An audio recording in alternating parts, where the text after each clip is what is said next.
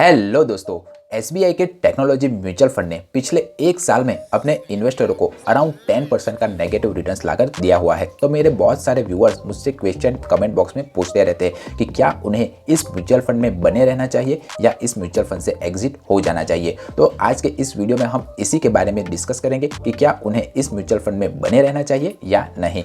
तो रिसेशन होने का सबसे मेन कारण यह है कि अभी टेक्नोलॉजी जो सेक्टर है उसमें काफ़ी सारी प्रॉब्लम चल रही है। एआई के आने के बाद गूगल, माइक्रोसॉफ्ट, फेसबुक, मेटा जैसी कई कंपनियों में छटनी का दौर चल रहा है। तो टेक जो कंपनियां होती है वो अपने बुरे दौर से गुजर रही है और इसी का इम्पैक्ट हमारे एसबीआई के टेक्नोलॉजी म्यूचुअल फंड पर पड़ा हुआ है, क्योंकि ये ज़्यादातर टेक कंपनी में इन्वेस्टरों के पैसे को निवेश करता है और ये एक सेक्टर म्यूचुअल फंड है। तो मैंने पहले ही अपने व्यूअर्स को बताया हुआ है कि ये म्यूचुअल फंड अच्छे टाइम में आपको बहुत अच्छे रिटर्न्स लाकर दे सकता है, पर अगर डाउनफॉल आया उस सेक्टर में तो ये म्यूचुअल फंड आपको नेगेटिव रिटर्न्स लाकर भी दे सकता है। तो मैंने हर बार अपने व्यूअर्स से कहा है कि आप इस तरह के सेक्टर म्यूचुअल फंड में उन्हीं पैसों को लगाइए कि जिन पर आप लॉस बुक करने के कैपेबल हो, क्योंकि ये म्यूचुअल फंड आपको बहुत ज़्यादा रिवॉर्ड्स भी दे सकता है और बहुत ज़्यादा रिस्क भी दे सकता है। तो आगे क्या करना चाहिए? तो घबराइए मत सबसे पहले। और अगर आपने एसआईपी चालू की हुई है तो मुझसे एक सवाल का जवाब दीजिए कि आपने एसआईपी क्यों चालू की हुई है इस म्यूचुअल फंड में। क्या आप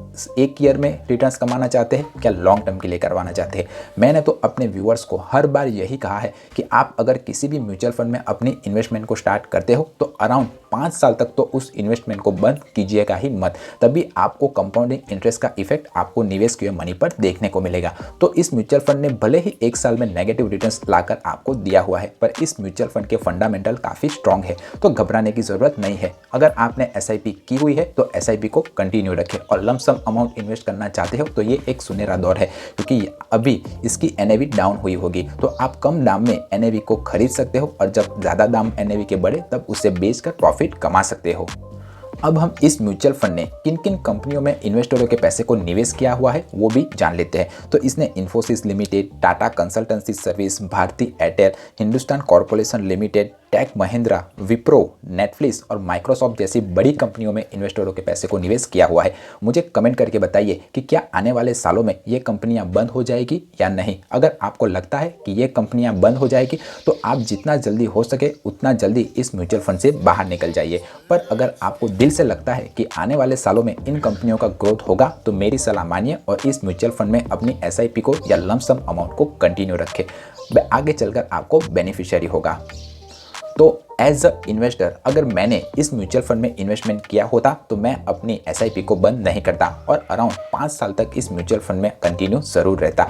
आपकी इस म्यूचुअल फंड के बारे में क्या राय है मुझे कमेंट करके बताइए। अगर आपने भी इस म्यूचुअल फंड में इन्वेस्टमेंट किया हुआ है तो ये म्यूचुअल फंड आपको कैसा रिटर्न्स लाकर दे रहा है मुझे कमेंट कीजिए, क्योंकि मेरे व्यूवर्स को हेल्प हो जाएगी।